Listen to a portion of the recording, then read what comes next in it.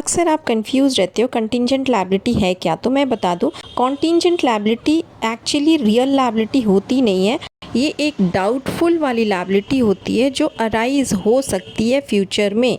ये liability just होने की संभावना होती है, पॉसिबिलिटी है कि शायद हो जाए, बट एक्चुअली में ये लायबिलिटी होती नहीं है। जनरली बहुत रेयर चांस में ये लायबिलिटी हो पाती है। ये बस एक डाउटफुल लायबिलिटी होती है। जैसे सपोज किसी ड्रॉई का बिल ऑफ एक्सचेंज उसने 3 मंथ्स के नोटिस पीरियड में दिया है और आप एज ए बिजनेसमैन अगर उस बिल को डिस्काउंट कराते हो बैंक से because you need the money, तब उस बिल का पेमेंट आपको देना होगा, तो ये आपकी लायबिलिटी होगी। अदरवाइज आपका बिजनेस लायबिलिटी फ्री है। नाउ ये नेक्स्ट सिचुएशन है जिसमें किसी कस्टमर ने सपोज आपकी कंपनी के ऊपर केस फाइल किया for any defective goods.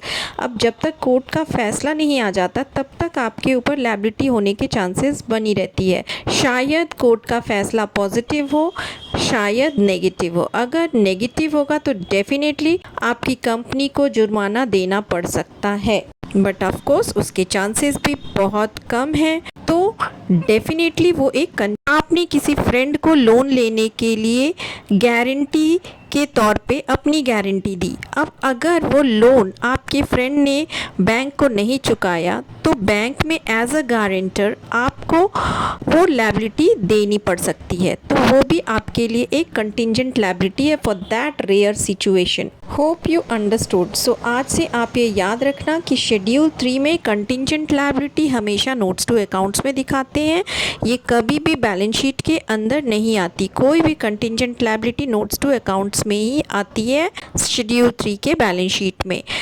Now don't forget to subscribe my channel and hit the like button. Thanks for watching.